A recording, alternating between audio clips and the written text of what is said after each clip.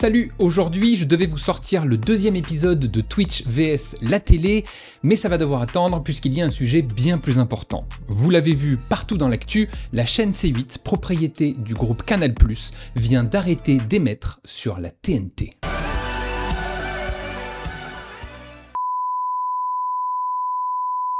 Tout comme la chaîne Énergie 12 d'ailleurs, même si on parle moins d'eux, faut pas les oublier. Mais alors, d'où vient cette décision? Quelles sont les raisons de cet arrêt? Et surtout, Cyril Hanouna est-il le seul responsable de la fin de C8? C'est ce qu'on va voir.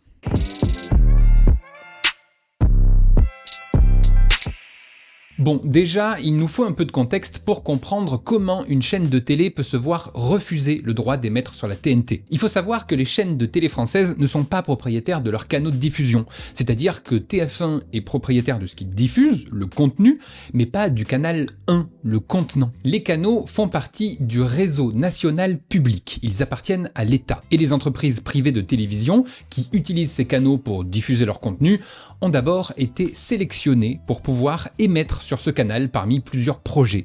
Et maintenant, ils louent une concession. Ils louent le canal pour pouvoir diffuser. C'est un peu comme on loue un appartement pour avoir le droit d'y habiter. Et ces locations de canaux, elles sont soumises à des règles à respecter, à un cahier des charges, mais ont aussi une durée. 10 ans maximum. Ensuite, le canal est remis en jeu, des entreprises déposent des dossiers, dont le candidat qui exploitait jusque-là le canal, et le meilleur gagne. Dans la quasi-totalité des cas, c'est la chaîne qui louait le canal jusqu'à présent qui est reconduite, et donc qui a le droit de diffuser pour à nouveau 10 ans. C'est logique, si tout se passe bien avec un locataire, il n'y a pas de raison de le mettre à la porte. Voilà grossièrement comment ça marche si on vulgarise. Et ces décisions d'autoriser telle ou telle chaîne et de renouveler les canaux, c'est à l'Arcom qu'elle est confiée. L'Arcom, c'est le nouveau CSA, c'est une instance publique chargée de gérer les médias audiovisuels, autant dans leur autorisation à émettre que dans les sanctions si les chaînes ne respectent pas leur engagement ou tout simplement si elles ne respectent pas la loi. La TNT, la télévision numérique terrestre, donc les chaînes que vous pouvez regarder sans avoir besoin de passer par votre box internet,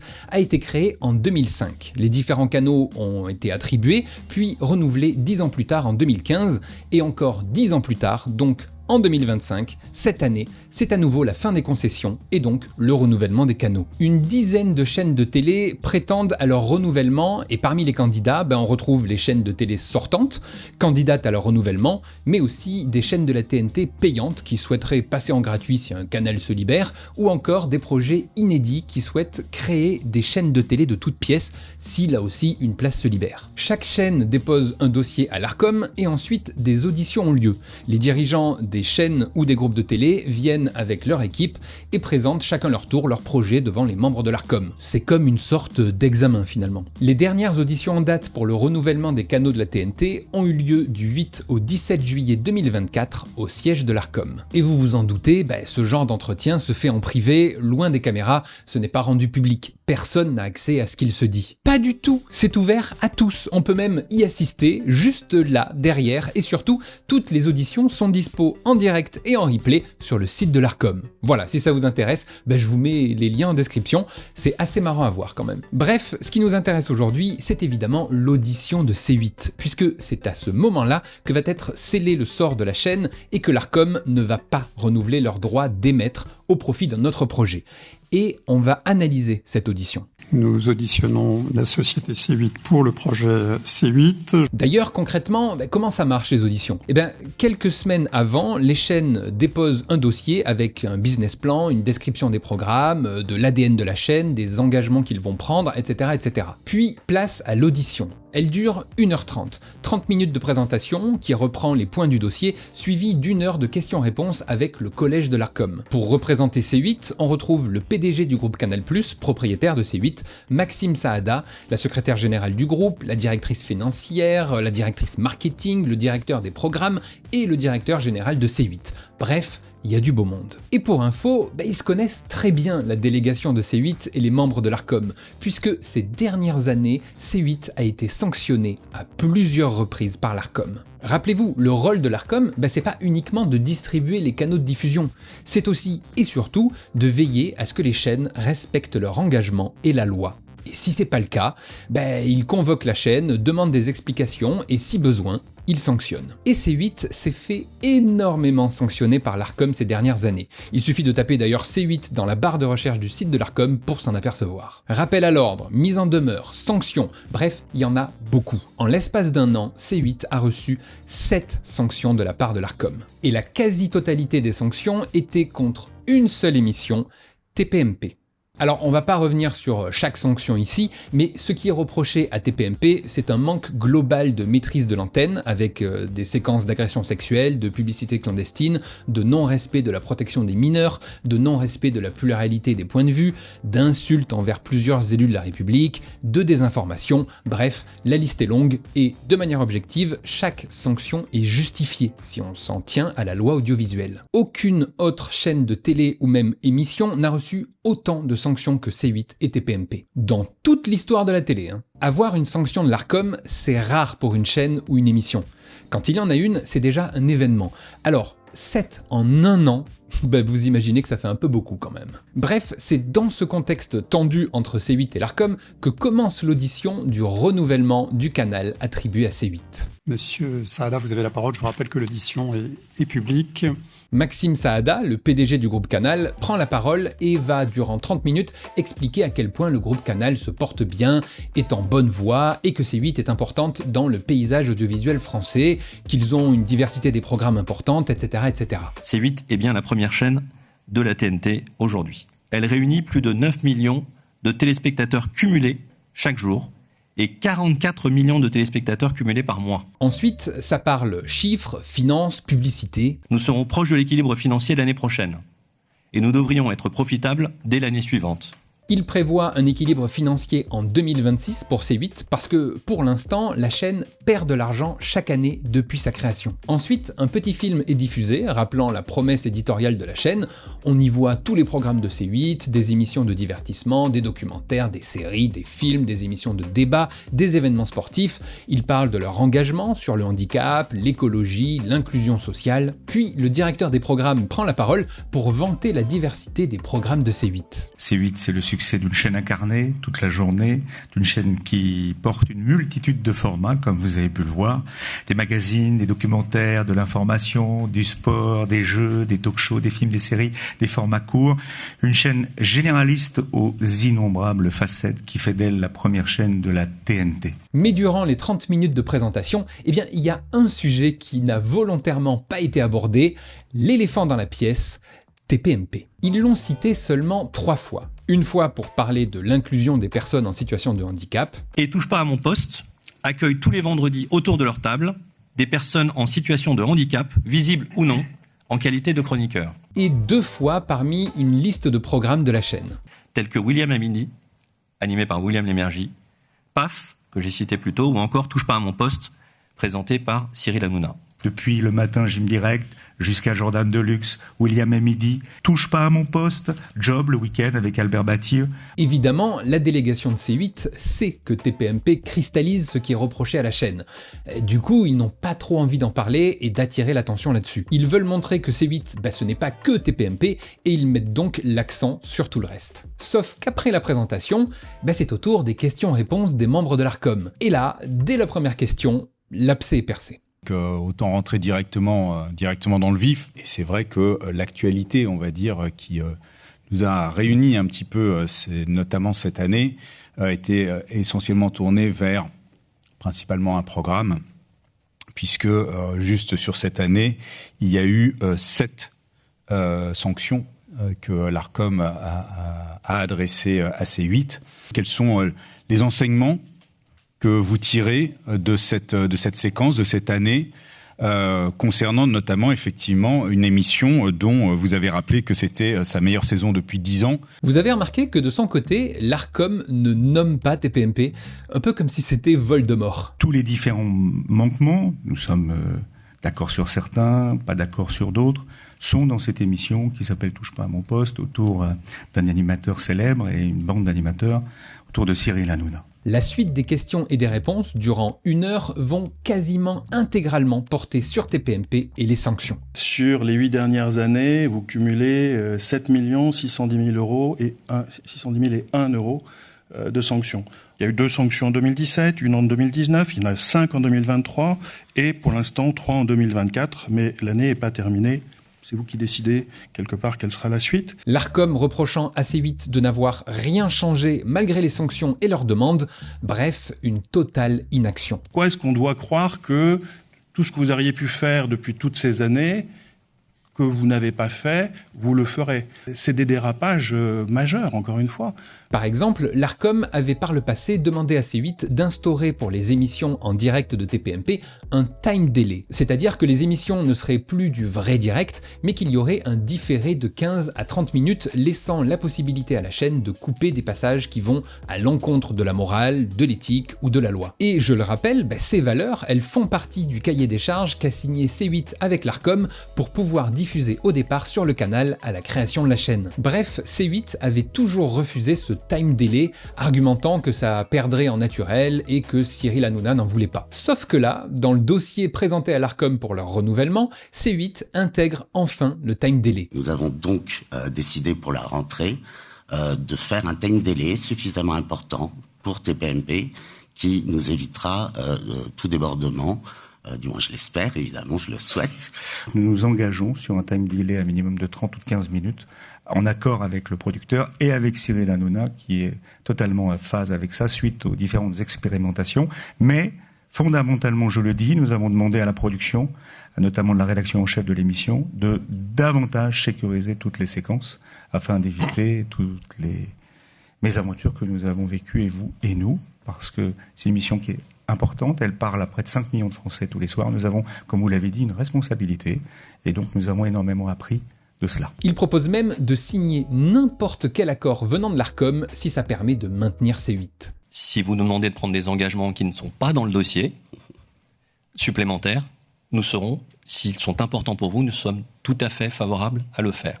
Sauf que l'Arcom va juger un peu facile que C8 accède à toutes les demandes de l'Arcom une fois qu'ils sont au pied du mur pour le renouvellement. C'est un peu tard. Et l'Arcom ne se cache pas de le dire. Nous nous engageons ce matin sur cette nouvelle mise en place. Mais à nouveau, pourquoi ce matin ? Pourquoi ce matin ? Parce que c'est l'occasion, de parler de... Non, j'entends bien, mais les premières sanctions, elles remontent très loin. Et puis, rien ne prouve que même en signant un cahier des charges avec des engagements clairs, C8 va tenir ses promesses, puisqu'ils ont déjà un cahier des charges qu'ils ne respectent pas. Et ça fait plusieurs années qu'à chaque sanction, C8 promet que ça ne se reproduira pas, pourtant, à chaque fois, ça se reproduit. C'est dans cette salle qu'ont lieu les audiences de procédure de sanction. À chaque fois, on a eu cette discussion. Comment assurer la maîtrise de l'antenne ? Et à chaque fois, j'ai le souvenir que vous nous avez expliqué que ça ne se reproduirait pas, que vous alliez prendre les dispositions pour que ça ne se reproduise pas. Et ça revient. La confiance est donc brisée entre C8 et le régulateur. L'Arcom va continuer de mettre la chaîne face à ses responsabilités. C8 se s'est pris au piège et leur ton monte face à l'Arcom. Si vous ne souhaitez pas qu'on prenne l'engagement, on ne le mettra pas. Mais c'est une proposition que nous faisons ce matin, ou alors cette audition n'a aucun sens. Mais et toutes les décisions ont déjà été prises sur la base du dossier. Monsieur Loutrel. Si, en droit de poser les questions qu'il tout à fait. Et si je suis en droit d'y répondre, je dirais simplement que si nous n'avons pas vocation ici à réagir à vos demandes et à vous proposer sur votre demande des engagements supplémentaires, alors je ne comprends pas le sens de cette audition. Je vous cache pas que l'audition ne se passe pas très bien à ce moment-là. C8 était conscient que leur canal avait de fortes chances de sauter, même avant de venir. Et on en reparlera, parce qu'il y a même eu du chantage de la part du groupe Canal, mais vu comment se passe l'audition, à ce moment-là, ils savent que les dés sont jetés. Ce que se demande l'Arcom, c'est pourquoi C8 n'a pas réagi, pourquoi ils n'ont pas respecté les sanctions, pourquoi ils n'ont pas changé les choses avant d'en arriver à cette audition. Donc le régulateur est vraiment en droit de se poser des questions. Pourquoi tout d'un coup vous nous sortez un dispositif alors que les premières sanctions remontent quand même maintenant très loin ? C8 est-elle finalement seule maître à bord dans ses décisions, ou alors l'inaction de sa part ne serait-elle pas venue de plus haut, du groupe mère de Canal+, Vivendi, et donc de Vincent Bolloré. En gros, est-ce que C8 est indépendant ou c'est Bolloré qui commande ? Eh bien, l'Arcom va poser la question. Ma question, elle est très simple. Dans ces conditions-là, vous avez une candidature qui efface ou abandonne les dettes grâce au coup d'éponge de l'actionnaire. Comment du coup assurez-vous l'indépendance de la chaîne vis-à-vis, encore une fois, des conditions de fonctionnement et des relations particulières avec son actionnaire ? Il n'y a pas d'intervention de l'actionnaire dans l'éditorial des chaînes, on l'a dit, on l'a répété. Éditorialement parlant, artistiquement parlant, on bénéficie d'une liberté absolument totale au sein du groupe Canal. Donc indépendance mais indépendance éditoriale totale. Ils le martèlent, ils sont indépendants. Dans ce cas-là, c'est donc C8 qui est responsable des sanctions, et ça, le président de l'Arcom, Roch-Olivier Mestre, va le rappeler. Notre sujet, c'est pas les personnalités, c'est l'éditeur. L'éditeur a un lien avec le régulateur par une convention qu'il est tenu de respecter. Parce que beaucoup pensent que c'est Cyril Hanouna qui est responsable de la fin de C8. Mais ce n'est pas tout à fait vrai. Hanouna cherche à faire de l'audience, à repousser les limites. Même si c'est discutable, c'est son rôle. Mais uniquement dans le cadre de ce que lui laisse faire la chaîne. Au vu des sanctions, du manquement à la loi, C8 aurait dû recadrer Cyril Hanouna en lui fixant des limites. C'est déjà arrivé maintes et maintes fois dans d'autres émissions de télévision, sur d'autres chaînes. Là, C8 a laissé faire. Ils sont responsables. C'est leur chaîne, ils sont en droit de cadrer leur animateur et les programmes qu'ils diffusent. Même en direct, n'importe quelle chaîne aurait pris des actions concrètes à la première sanction de l'Arcom. Pas C8. Hanouna n'y est pas pour rien dans la mort de C8, mais il est loin d'être le seul responsable. Merci, je sens que vous avez envie de prolonger l'audition, mais comme vous le savez, elle est fixée à 1h30, donc on va s'en tenir là, puisqu'on est arrivé à l'heure limite. Merci beaucoup pour avoir répondu à la question. Merci beaucoup. Comme vous vous en doutez, quelques jours après l'audition, le 24 juillet 2024, la sentence tombe, C8 se voit retirer ses droits d'émettre sur la TNT. Tout comme Énergie 12 d'ailleurs. Rapide parenthèse pour en parler, mais Énergie 12 c'est une toute autre raison. Économique celle-ci, car la chaîne n'est pas viable. Elle fait de trop faibles audiences et son catalogue de programmes est rempli de diffusion de séries américaines. Il ne participe que très peu à la création française. Eux respectent la loi, mais ils ne respectent pas l'engagement qu'ils avaient fixé dans leur cahier des charges sur le choix des programmes qu'ils promettaient de diffuser et sur la création. Donc eux aussi, ça saute. En remplacement de C8 et Énergie 12, ce sont deux nouveaux projets de chaînes qui sont retenus, Ouest France TV et T18. Et dans tout ça, la grande question c'est, est-ce que l'Arcom a été trop sévère dans sa décision sur C8 ? Eh bien, oui. Il y aurait pu avoir d'autres alternatives, comme par exemple n'accorder qu'une concession d'1 an à la chaîne, obligeant à respecter ses engagements, et si au bout d'1 an, ce n'était pas le cas, à ce moment-là, leur retirer le canal. Une sorte de dernière chance, quoi. Mais si l'Arcom n'a pas choisi cette dernière chance, c'est parce qu'ils n'ont pas du tout apprécié le chantage organisé en secret depuis des années par le groupe Canal+ pour sauver C8. Parce qu'il faut savoir que ça fait très longtemps que le groupe Canal sait que C8 risque de se voir supprimer son autorisation de diffuser. Il pensait même que CNews aussi allait tomber. Parce que la deuxième chaîne à avoir reçu le plus de sanctions de l'Arcom après C8, c'est CNews. Certains diront que ce sont des sanctions politiques envers CNews, des magouilles du gouvernement pour faire taire la chaîne. Ce qui est possible, on en reparlera. Mais quoi qu'il en soit, l'Arcom aurait très bien pu, et de manière totalement légitime, virer C8 et CNews de la TNT. Un tir groupé sur les deux chaînes qui ne respectent pas la loi. Et ça, le groupe Canal+, propriétaire de ces deux chaînes, le sait pertinemment. Et depuis plusieurs années. Et au lieu de se remettre en question et de se conformer à la loi et au cahier des charges qu'ils ont eux-mêmes signé, ils ont préféré échafauder un plan pour continuer à défier la loi audiovisuelle et l'Arcom sur C8 et CNews, en tentant un coup de poker pour ne pas se faire bannir les chaînes auprès du régulateur. Le plus gros chantage organisé depuis plusieurs années par Canal+ pour sauver C8 et CNews. Et je peux le prouver. Comme on l'a expliqué, les chaînes de télé ont des autorisations de 10 ans maximum, puis doivent passer devant l'Arcom pour les faire renouveler. Et comme toutes les chaînes de télé ne se sont pas créées en même temps, les échéances de renouvellement ne tombent elles aussi pas en même temps. Par exemple, le droit de concession de la chaîne Canal+ prenait fin en 2020. Quelques mois plus tôt, en 2019, la délégation de Canal+ est donc passée devant l'Arcom pour son renouvellement. Contrairement à CNews et C8, qui avaient déjà à l'époque reçu pas mal de sanctions, l'Arcom n'a rien à redire à la chaîne Canal+. Pour l'Arcom, elle remplit le cahier des charges demandé, elle respecte la loi, la morale, bref, son renouvellement n'est qu'une formalité et tout le monde en est conscient. Sauf que Canal+ va faire une demande. Ils ne vont pas postuler à un renouvellement classique de 10 ans, comme toutes les autres chaînes le demandent, puisque c'est la durée maximum, mais ils vont demander une concession de 3 ans. expliquant que le monde de l'audiovisuel change très vite avec l'arrivée des nouvelles plateformes de streaming et qu'il trouve ça trop risqué de s'engager pour 10 ans. L'Arcom, à l'époque c'était encore le CSA, trouve ça bizarre, mais après tout, si c'est la demande de la chaîne, pourquoi pas? Ça permet de refaire un point dans 3 ans au lieu de 10, c'est pas plus mal. Et 3 ans plus tard, pour le renouvellement en 2023, même histoire, Canal+ souhaite s'engager, mais encore moins longtemps, 18 mois cette fois. Pour l'Arcom, c'est trop peu. Ils vont les inciter à s'engager pour au moins 5 ans. Mais Canal+ fait pression. C'est soit ça, soit ils sortent de la TNT. Alors on pourrait se dire qu'ils ne sont pas en position de force. L'Arcom aurait pu refuser en mode non, vous dégagez, point. Sauf que contrairement à ce qu'on peut croire avec C8 ou Énergie 12, l'Arcom n'a aucun intérêt à virer les chaînes existantes de la TNT. C'est une sanction extrêmement rare et surtout de dernier recours. Si la chaîne fonctionne et respecte le cahier des charges, c'est dans l'intérêt de tout le monde de les faire rester. Ça conserve l'équilibre du paysage audiovisuel, ça conserve les emplois, il y a moins de risques d'avoir une nouvelle chaîne qui se casse la gueule, et surtout, l'un des chevals de bataille de l'Arcom, c'est la création française. Chaque chaîne de télévision a obligation de participer à la création de contenus originaux français. En gros, on ne peut pas faire une chaîne de télé qui diffuserait exclusivement des séries américaines en boucle, type Énergie 12. Ça finirait par détruire les sociétés de production françaises qui créent les émissions, les films, les séries, bref, chaque chaîne est obligée d'y participer pour maintenir toute l'économie française de l'audiovisuel. Et une chaîne y participe beaucoup plus que les autres, Canal+. Je vais pas rentrer dans les détails, mais en gros c'est une obligation qu'a Canal de participer au-dessus des autres depuis la création de Canal+.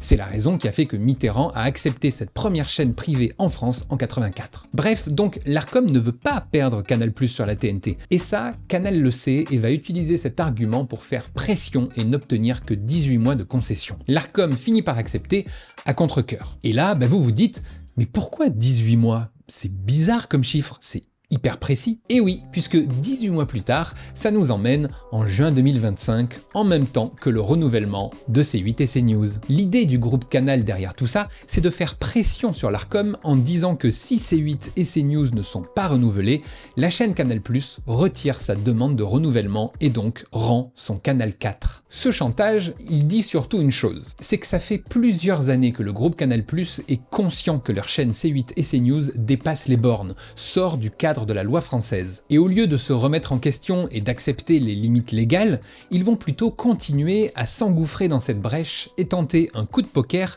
en faisant prendre le risque à des centaines de personnes de perdre leur emploi. Mais l'Arcom n'a pas cédé à ce chantage, puisqu'on l'a vu, ils n'ont pas renouvelé l'autorisation de C8.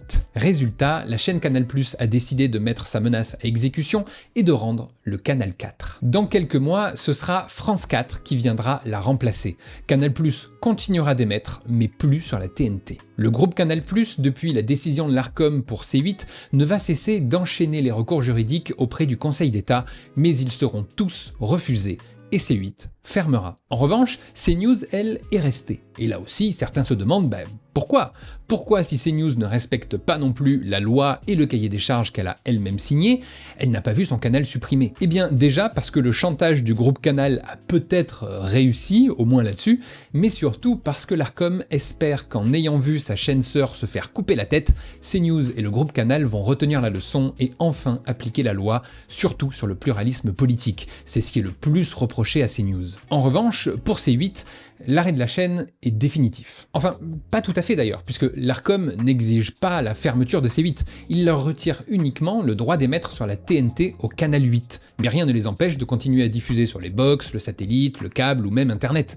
Mais sur un autre canal, sûrement en fin de bouquet, c'est-à-dire loin dans la numérotation, donc avec moins de visibilité. Bon, il faut reconnaître que économiquement parlant, pour une chaîne comme C8, ce ne serait pas viable. Et donc, le retrait de la TNT signe en réalité la mort de C8. Et ça, l'Arcom en est conscient. Surtout que le déficit de la chaîne depuis 2005 s'élève à 736 millions d'euros. La chaîne n'a jamais été rentable de toute son existence. Il nous reste un dernier point à voir, celui de l'enjeu politique de l'arrêt de C8. Après la décision de l'Arcom, beaucoup de personnes ont crié au scandale, à la mort de la liberté d'expression et à la magouille du gouvernement. Et la question est légitime, le gouvernement a-t-il influencé la décision de l'Arcom sur la fermeture de C8 ? On ne va pas se lancer dans une explication sur les liens entre l'Arcom et le pouvoir, comment les membres de l'Arcom sont nommés, etc., parce que ça, on en parlera une prochaine fois, c'est promis. Mais techniquement, c'est possible qu'il y ait eu une influence du pouvoir, même si l'Arcom est officiellement indépendante, tout comme C8 au final. Indépendance éditoriale totale. En tout cas, il n'y a aucune preuve tangible qui puisse affirmer qu'il y a eu une magouille politique, comme il n'y a aucune preuve qu'il n'y ait pas eu de magouille politique. Mais au final, ça change pas grand-chose, parce que l'Arcom avait déjà toute la légitimité de faire fermer C8. Toutes les sanctions envers C8 et TPMP sont justifiées, n'en déplaise à certains. C8 n'a pas changé son organisation pour éviter les dérapages, et selon les règles établies, les lois, l'Arcom, si on suit le raisonnement, doit retirer son canal à C8 pour être en accord avec leur rôle de régulateur. Influence du pouvoir ou pas. Là où il y aurait eu une magouille politique, c'est si, malgré la légitimité de l'Arcom à faire cesser d'émettre la chaîne pour faire respecter la loi, C8 était renouvelé. Là, il y aurait de quoi se poser des questions, puisque ça aurait été contraire à la logique, contraire à la morale, à l'éthique et à la loi. Et si l'Arcom avait laissé la diffusion de C8, ça aurait été vu comme un acte de faiblesse. Ça montrerait que l'Arcom n'a pas de réel pouvoir et ne sert à rien. Ce serait aussi ouvrir une brèche pour le reste des chaînes, leur montrant que eux aussi, ils peuvent ne pas respecter la loi. Cette décision n'est pas tombée de nulle part. 15 sanctions ont été portées contre C8, toutes justifiées. Au moment précis des auditions, l'Arcom était obligé de sévir. Il n'avait plus le choix face à C8 et au groupe Canal qui ne cessaient de les défier et de faire du chantage. Donc, pour conclure, si le bateau C8 a coulé, ok, c'est parce que un des moussaillons, Cyril Hanouna, a troué la coque de toutes parts, mais que les capitaines du navire l'ont regardé sans rien faire et l'ont même aidé à faire des trous plus gros. Ce qui est triste, c'est que les autres émissions de C8 subissent l'arrêt de la chaîne alors que eux n'y sont pour rien. Alors, c'est le moment de se dire au revoir. Je précise qu'il n'y a pas de bonne compagnie qui se quitte. Donc, on va tout faire pour se retrouver un jour. Et bien voilà, il est temps de vous dire au revoir. Un au revoir un petit peu spécial, un clap de fin après 20 ans partagés ensemble avec vous, avec ma Sansan, ma sœurette. Et oui, 20 ans d'une amitié sans faille. De rencontres incroyables. Moi, je peux pas le faire. C'est chaud. Même si certaines émissions retrouveront sûrement d'autres cases sur d'autres chaînes, c'est triste de voir tous ces programmes s'arrêter. Mais là encore, C8 est responsable de ça. À vouloir s'entêter à garder une émission trop souvent sanctionnée, ce sont toutes les autres émissions qui en payent le prix. Et d'ailleurs, que va-t-il se passer maintenant pour Cyril Hanouna ? Comme évoqué dans l'audition de l'Arcom, même si C8 disparaît, Cyril Hanouna sera ailleurs. Est-ce que C8 souhaite se séparer de Cyril Hanouna ? Bien sûr que non. Puisque Cyril Hanouna, s'il n'est pas sur C8, sera dès demain sur une autre chaîne. Il a reçu encore il y a quelques mois des propositions. Ce qui va d'ailleurs être le cas, il l'a annoncé lui-même. Dès le 1er septembre, on arrivera dans le groupe M6 pour une quotidienne sur W9. S'il vous plaît, pour une quotidienne sur W9. Et je voudrais remontrer, regardez, parce que voilà, on nous est bien accueillis. Voilà, merci. Donc on est très heureux. Mais ce ne sera pas les mêmes conditions. Cyril Hanouna ne sera pas laissé en roue libre par la chaîne qui le recueille, de peur de se voir eux aussi supprimer le droit de diffuser. Un risque beaucoup trop grand qu'aucune chaîne ne peut prendre. Que ça lui plaise ou non, il devra être cadré. Ce qui est sûr, c'est qu'Hanouna a apporté à la télé une autre façon de faire de la télé, plus libre, sans barrière. Mais ça ne veut pas dire un progrès. La télé se doit d'être exemplaire, tout comme la radio, la presse écrite ou même les réseaux sociaux. On ne peut pas se permettre de faire n'importe quoi sous prétexte de liberté. On vit dans une société les uns avec les autres, avec nos différences, nos points de vue, qui peuvent et qui doivent tous s'exprimer, mais dans le respect des règles éditées par cette même société. C'est ce qu'on appelle le vivre ensemble. Une règle enfreinte trop souvent par TPMP et C8 qui leur vaut aujourd'hui leur fermeture. Depuis le 29 février, un encart sur C8 et Énergie 12 annonce que les canaux resteront vides jusqu'au 6 juin avec la nouvelle numérotation de la TNT et l'arrivée de 2 nouvelles chaînes en remplacement, T18 et Ouest France TV. Reste à voir ce que ces chaînes vont donner et quel sera l'avenir du groupe Canal et de Cyril Hanouna. On suivra ça de très près. Voilà, c'est la fin de cette vidéo. Maintenant que vous savez tout sur la fermeture de C8, j'ai pas trop parlé d'ailleurs de la vision de Bolloré qui se cache derrière son empire médiatique, mais ça, peut-être qu'on fera une vidéo entière sur le sujet. En tout cas, si cette vidéo vous a plu, n'hésitez pas à la liker, à la partager, abonnez-vous à cette chaîne, c'est important, et moi je vous donne rendez-vous un prochain dimanche, 18 h, pour une prochaine vidéo. Salut!